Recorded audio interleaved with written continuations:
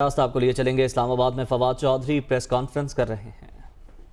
69% ہے، گلگت بلتستان میں 67% ہے، کے پی میں 66% ہے، اور سب سے جو کم عمل درآمد جہاں پہ ایس او پیز پہ ہوا وہ انفارچونیٹلی سندھ ہے اور خصوصاً کراچی ہے جہاں پر ایس او پیز فالو نہیں ہوئے، اور یہی وجہ ہے کہ آج ہم جب پنجاب اور خیبر پختونخوا میں تھوڑا استحکام آتا دیکھ رہے ہیں، کووڈ کیسز کی جو بڑھنے کی رفتار ہے اس میں ہم کمی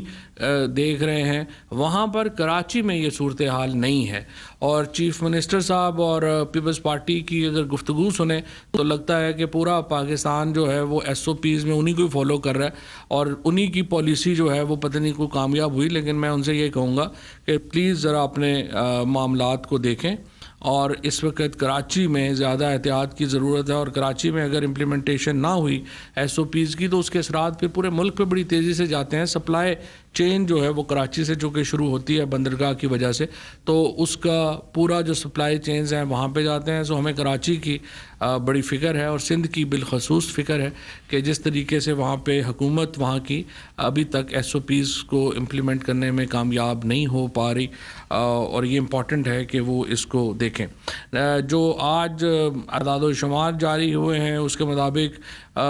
تقریباً 24 گھنٹوں میں زیادہ تر جو اموات ہیں وہ پنجاب اور خیبر پختونخوا میں ہوئی ہیں۔ 161 جو ہیں لوگ گزشتہ 24 گھنٹوں میں جو ان کی جو ٹوٹل اموات ہوئیں ان میں 70 جو تھے وہ وینٹیلیٹرز کے اوپر تھے۔ 3377 لوگ جو ہیں وہ کووڈ پازیٹیو ٹیسٹ ہوئے ہیں 3 مئی کو۔ 161 لوگ جو ہیں انہوں نے اپنی جان، ظاہر ہے کہ وہ کرونا کی وجہ سے یہ اموات ہوئی ہیں 161 لوگوں کی۔ اس کے ساتھ جو وینٹیلیٹرز اس وقت آکوپائڈ ہیں، ملتان میں 76%، لاہور میں 67%، گوجرانوالہ میں 62%، بہاولپور میں 56%، اور اس کے بعد جو آکسیجن بیڈز ہیں وہ سوابی میں 67%، سوات میں 66%، پشاور میں 63% اور لاہور میں 56%، اور ٹوٹل ایکٹیو کیسز جو ہیں وہ 86,151 ہیں۔ اور میرا امید یہی ہوگی کہ انشاءاللہ جو ہم آگے بڑھیں گے، اور یہ جو عید کی چھٹیاں ہیں ان میں جس طریقے سے یہ لاک ڈاؤن اس لیے کیا گیا ہے کہ ذرا اس کا جو ہماری جو حالات ہیں، سچویشن جو ہے وہ اس میں اسٹیبلٹی آئے، اور مجھے امید ہے کہ سندھ حکومت اس میں خصوصاً عمل درآمد کرائے گی اپنے ایس او پیز میں، تاکہ یہ جو چیز جو باقی صوبوں میں کم ہونا شروع ہوا ہے، اگر کرونا یا ایٹ لیسٹ کیسز کی رفتار تھوڑی کم ہوئی ہے تو اس کو ہم جو ہے اس کو سندھ میں بھی جو ہے وہ کر سکیں۔ پھر اب آئیے دوسرا جو امپورٹنٹ تھا وہ بریفنگ ہے ہماری جو الیکٹورل ریفارمز کے اوپر ہوئی۔ ابھی آپ نے دیکھا کہ جو الیکشن کمیشن ہے اس نے ووٹ پول ہے اس کا ووٹ کاؤنٹنگ جو ہے اس کا آرڈر کیا ہے 6 تاریخ کو کراچی میں۔ یہ الیکشن کمیشن کیوں اس نتیجے پہ پہنچا؟ کیونکہ ایک یونیورسل اوپینین اس وقت چل رہی ہے کہ کراچی کے الیکشن میں بدترین دھاندلی ہوئی ہے، اور اسی لیے تحریک انصاف کا مطالبہ تو یہ ہے کہ یہ ری پول میں جانا چاہیے۔ اس کو اس وقت گننے کا کوئی تک نہیں بنتا، کیونکہ اگر آپ گن بھی لیں گے تو آپ دیکھیں ٹوٹل جو وہاں پر ووٹ پڑا ہے وہ 21% پڑا ہے، اور جو جیتنے والے ہیں وہ 5% ووٹ لے کر کے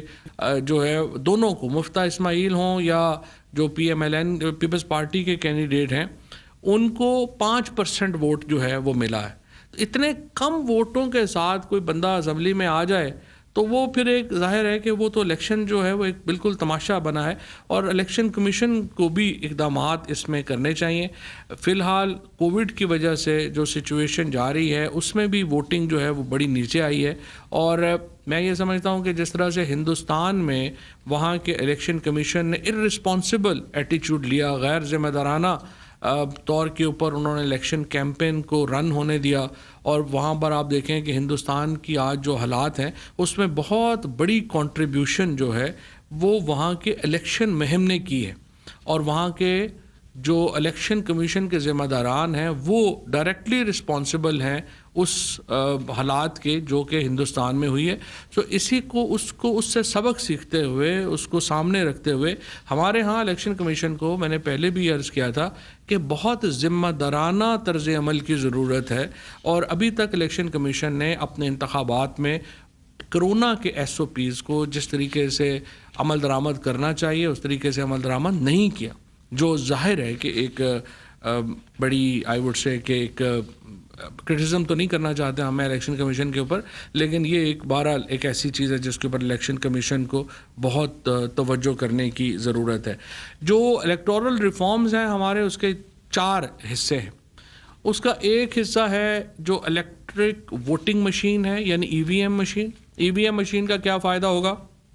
آپ جائیں گے، آپ ووٹ کاسٹ کریں گے، آپ کو میکسیمم 5 منٹ میں آپ کا نتیجہ جو ہے پولنگ کا پورے کا وہ آپ کے پاس ہوگا، یعنی جو پورا نتیجہ ہے وہ تقریباً آپ سمجھیے کہ 20 منٹ میں آپ کو پورے حلقے کا نتیجہ جو ہے وہ آپ کے پاس ہوگا۔ تو یہ ای وی ایم ہم چاہتے ہیں کہ اس کو انٹروڈیوس کرایا جائے۔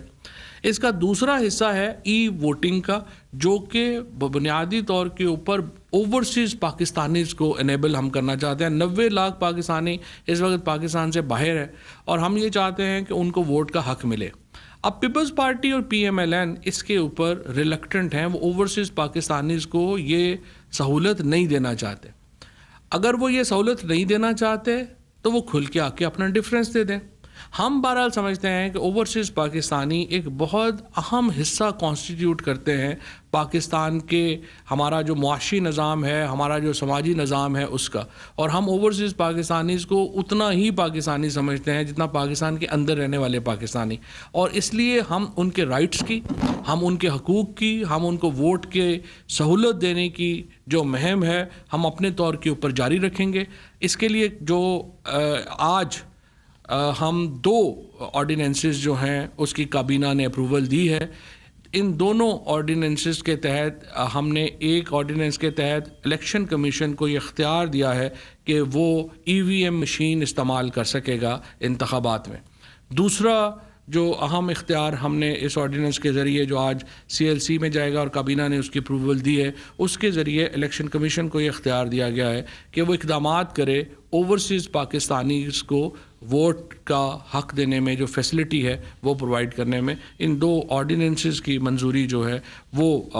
کابینہ کی طرف سے ہوئی ہے اور وہ اب سی ایل سی میں جا کر کے ایک باقاعدہ جو قانون ہے اس کی صورت اختیار کریں گے۔ میں یہاں پہ یہ واضح کر دوں کہ یہ اختیار حکومت نے اپنے پاس نہیں لیا، ہم نے صرف انیبل کیا ہے الیکشن کمیشن کو، اور مجھے امید ہے کہ بلاول صاحب اور شہباز شریف صاحب خوش ہوں گے، کیونکہ دونوں یہ مطالبہ کر رہے تھے کہ الیکشن کمیشن کو ایکچولی یہ چیزیں لیڈ کرنی چاہیے، تو ہم نے الیکشن کمیشن کو انیبل کر دیا ہے کہ وہ اس کو لیڈ کرے۔ اور میرا صبح میں یہی بات کہہ رہا تھا جو شہزاد اکبر صاحب نے بھی ریز کی کہ اس طرح سے اصلاحات جو کرنی ہے تو پھر نیب کی قانون کے لیے اصلاحات جو ہے وہ ہم نیب کو دے دیتے ہیں، اور جو باقی ادارے ہیں ان کو بھی کہہ دیتے ہیں کہ آپ بھی اصلاحات اپنی خود ہی کر لیں، کیونکہ شہباز شریف صاحب اور بلاول صاحب کے نزدیک شاید parliament has ceased to exist, اور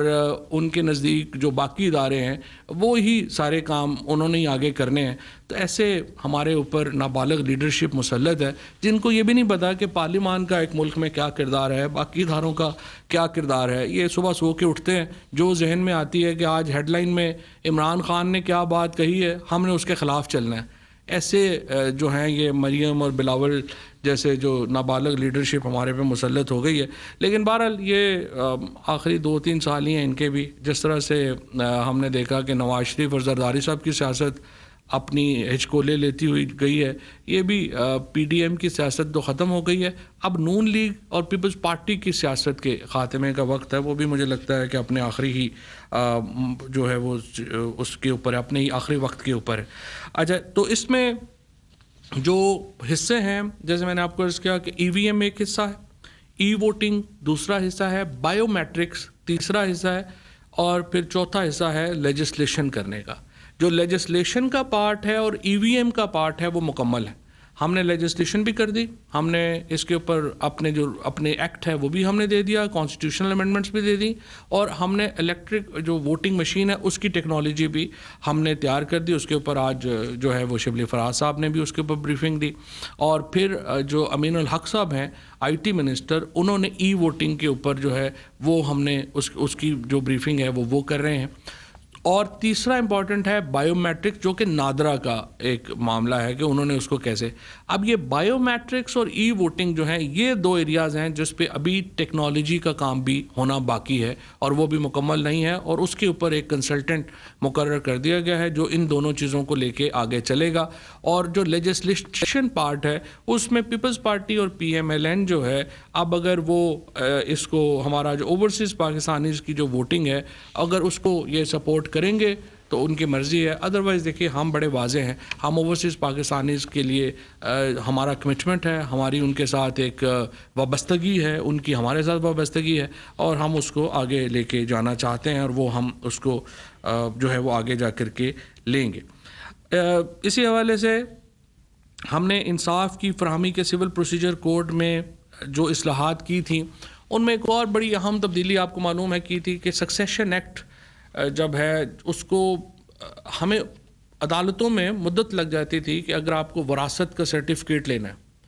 اب وہ وراثت کے سرٹیفکیٹ لینے کا جو طریقہ ہے اس کو بہت سہل بنا دیا گیا. اب اس کے لیے آپ کو عدالت جانا ہی نہیں پڑتا. نادرا جو ہے اس کو یہ اختیار حاصل ہے کہ وہ دیکھ کے فیملی ٹری دیکھ کے اکارڈنگلی وراثت کا سرٹیفکیٹ جو ہے وہ جاری کر دیتا ہے. اسی سہولت کو ہم اوورسیز پاکستانیز کو بھی جو ہے وہ ہم نے دیا ہے، اور جو ہماری ایمبیسیز ہیں ان کے اندر 24 ایمبیسیز کے اندر ابتدائی طور کے اوپر یہ ڈیسک قائم ہو رہے ہیں جس میں جو وراثت کے اور سکسیشن سرٹیفکیٹس کے معاملات ہیں وہ اس کو جو ہے فیسیلیٹیٹ کیا جائے گا. حکومت پنجاب کا جو اس معاملے میں ہے، پنجاب میں جو سول پروسیجر ہے ہماری ریفارمز تھیں، اصلاحات تھیں، ان کو عدالت نے ٹیکنیکل وجوہات کی بنا پر سیٹ اسائڈ کیا تھا. پرائم منسٹر صاحب نے ہدایت کی ہے پنجاب حکومت کو کہ وہ اپنے جو پروسیجرل ایشوز ہیں ان کو ریزالو کریں، ان کو حل کریں، اور پنجاب میں بھی یہ جو ہمارے سول سروس یہ جو ہمارے سول کیسز کے جو ریفارمز ہیں ان کو جو ہے وہ وہاں پر جو ہے وہ جلد از جلد لاگو کیا جائے. اس کے ساتھ میں آپ کو یہ بھی بتا دوں کہ بریگیڈیئر عتیق احمد صاحب کو ہیوی انڈسٹریز ٹیکسلا بورڈ میں بطور ممبر کنٹرول تعینات کیا گیا ہے. N E D university Karachi اور بہت زبردست یونیورسٹی ہے، اور مجھے بہت موقع ملا ان کے وائس چانسلر صاحب سے انٹریکشن کا، اور I am one of the universities جس سے پاکستان کو بہت امیدیں وابستہ ہیں اور ہونی چاہیے، اور انہوں نے ماضی میں بھی بڑا زبردست کام جو ہے وہ کیا ہے. 1921 میں یہ N E D university Karachi بنی تھی. اب اس کے 100 سال مکمل ہو رہے ہیں، تو اس کو ٹریبیوٹ پیش کرتے ہوئے این ای ڈی یونیورسٹی کو ایک یادگاری سکے کے اجرا کی منظوری دی گئی ہے. اور میں این ای ڈی کے تمام فیکلٹی کو، وائس چانسلر کو، اسٹوڈنٹس کو، اور جو سابقہ اسٹوڈنٹس ہیں ان سب کو مبارکباد دینا چاہتا ہوں کہ آپ لوگوں نے کتنا زبردست انسٹیٹیوشن بنایا، چلایا، اور اب آگے بھی ہمیں آپ سے بہت امیدیں ہیں، اور انشاءاللہ پاکستان کی ہائر ایجوکیشن میں ایک رول ماڈل انسٹیٹیوشن ہیں، اور انشاءاللہ آپ کو مزید ترقی کے لیے میں دعا گو ہوں. اسی طریقے سے national policy for statement on follow the money کی منظوری دی گئی ہے. یہ بیسیکلی جو پیسے کا سراغ لگانے کا ایک جو عمل ہے فیٹف کے تحت، اس کو جو ہے وہ پہلے تیز کیا گیا تھا کہ یہ جو پیسہ جس کے اوپر بہت ہی آپ کو پتہ ہے پرابلم ہوتی ہے کہ ہمارا جو شہباز شریف صاحب ہیں یا یہ جو باقی زرداری صاحب کے کیسز ہیں، اچانک گھر پہ بیٹھے بیٹھے ان کا پتہ چلتا ہے کہ وہ 1000 روپیہ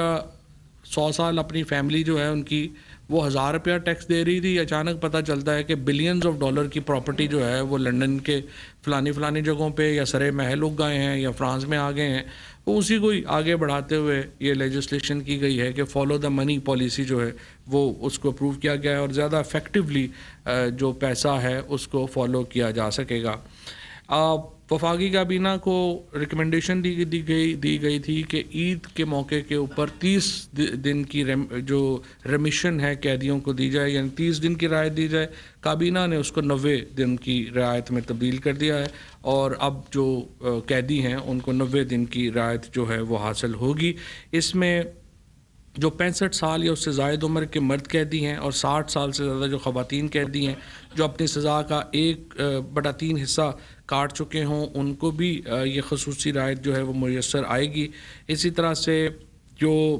بچوں کے ساتھ خواتین سزائیں کاٹ رہی ہیں ان کو یہ رعایت جو ہے وہ ملے گی، اور پھر جو 18 سال سے کم عمر کے ہیں ان کو بھی یہ رعایت ملے گی. جو بہت ہی سنگین جرائم میں جیسے کہ جاسوسی ہے یا ٹیررزم ہے ان کو لیے ظاہر ہے وہ رعایت جو ہے وہ نہیں ہے، جو بہت سنگین جرائم میں ملوث ہیں. کابینہ نے کورونا کی روک تھام کے پیش نظر حکومت سندھ کی درخواست پر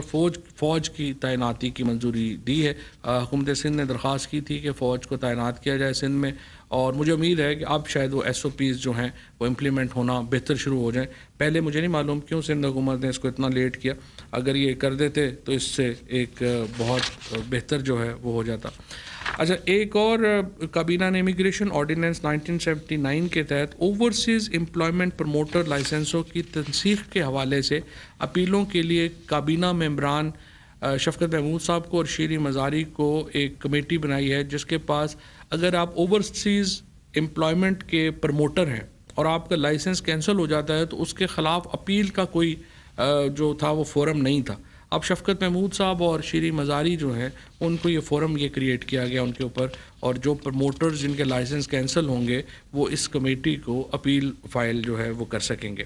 پاکستان ریلویز کے آپریشنز میں نجی شعبے کی شمولیت کو یقینی بنانے اور اس حوالے سے نجی شعبے کی بھرپور شمولیت کی حائل میں ایک بڑی رکاوٹ کو دور کرنے کے حوالے سے ایک اہم فیصلہ کرتے ہوئے کابینہ نے نجی شعبے کی جانب سے دی جانے والی بڈز پر 10% ایڈوانس ود ہولڈنگ ٹیکس کے خاتمے کی منظوری دی ہے. ریلوے کے اندر جو بھی بڈ کرتا ہے اس کو 10% پہلے ود ہولڈنگ ٹیکس دینا پڑ جاتا ہے، تو اس کی وجہ سے وہاں پہ پرابلم ہے. اور ہم چاہتے ہیں کہ ریلوے کے اندر پبلک پرائیویٹ پارٹنرشپس ہمارا ایک اوور آل بھی ہماری پالیسی ہے کہ اس میں ہم بڑے، اور ریلوے میں ہم بالخصوص چاہتے ہیں کہ وہ یہ بڈز آئیں، تو اس لیے ہم نے ود ہولڈنگ ٹیکس جو ہے اس کو ختم کیا ہے. وفاقی کابینہ نے سید نجم سعید کو ریلوے کنسٹرکشن پاکستان لمیٹڈ کا چیف ایگزیکٹو آفیسر تعینات کیا ہے. اسی طرح سے ایک اور جو اہم فیصلہ کیا ہے وہ یہ کیا ہے کہ جو یہ ادارہ جاتی اصلاحات کی جو ہماری کمیٹی ہے جس میں شفقت محمود صاحب اس کو ہیڈ کرتے ہیں، ڈاکٹر عشرت صاحب اس میں شامل ہیں، اس میں 2 امپورٹنٹ فیصلے کیے گئے ہیں، اور بھی امپورٹنٹ فیصلے ہیں بٹ 2 میں ہائی لائٹ کرنا چاہتا ہوں. ان میں ایک فیصلہ تو یہ کیا گیا ہے کہ جو MP1 MP2 کے اوپر پہلے ہی ہوتا تھا کہ سرکاری ملازمین جو تھے وہ ایلیجبل اس سینس میں نہیں تھے کہ ان کو اپنی نوکری سے استعفیٰ دینا پڑتا تھا اور پھر وہ جا کے MP1 اور MP2 میں جو ہے وہ آ سکتے تھے. اب یہ فیصلہ کیا گیا ہے کہ سرکاری ملازمین جو ہیں وہ بغیر استعفیٰ دیے MP1 اور MP2 کے لیے درخواست دے سکیں گے، اور اگر وہ وہاں پر ان کو نوکری مل جاتی ہے MP1 MP2 میں تو پھر وہ مدت ختم ہونے کے بعد واپس جو ہے وہ اپنی سروس جو ہے وہ اس کو کنٹینیو کر سکیں گے. اس سے ایک بڑا جو آپ سمجھیے کہ بار ختم ہوگا سرکاری ملازمین کے اوپر جو اپلائی نہیں کرتے تھے MP1 MP2 کی پوزیشنز کے لیے، اور اب یہ سرکاری ملازمین جو ہیں وہ اس کے اوپر اپلائی جو ہے وہ کر سکیں گے. ایک اور بہت ہی اہم جو فیصلہ کیا کابینہ نے وہ توثیق کی اقتصادی رابطہ کمیٹی کے 28 اپریل 2021 کے اجلاس میں لیے گئے فیصلے کی، جس کے ذریعے جو IPPs کے ساتھ ہماری جو سیٹلمنٹ ہوئی تھی اس کی جو پہلی قسط ہے یعنی 40% جو رقم ہے وہ ادا کرنے کا فیصلہ جو ہے وہ کیا گیا ہے. اور یہ جو ہماری جو پروسیس ہے جس میں ذریعے IPPs جو ہیں انہوں نے جو بجلی بیچ چکے ہیں حکومت کو پہلے ہی اور وہ بجلی ہم استعمال کر چکے ہیں، اس کے پیسے جو رہتے ہیں اس کی جو 40% ادائیگی ہے وہ اب کی جا رہی ہے. اور ہم جو اسٹیبلٹی لانا چاہ رہے ہیں پاور سیکٹر میں اس کی جانب یہ ایک بہت اہم قدم ہے. احسان علی چغتائی صاحب کو نیشنل بینک آف پاکستان کے بورڈ پر بطور پرائیویٹ ممبر تعینات کیا ہے. اسی طرح سے ایڈیشنل سیکرٹری فائنانس کی بطور سرکاری ممبر تبدیلی کی منظوری جو ہے وہ دی ہے. KPT بورڈ جو ہے اس کو ریکانسٹیٹیوٹ کیا گیا ہے اور ان ممبران کی تعیناتی جو ہے وہ 2 سال کے لیے ہوگی.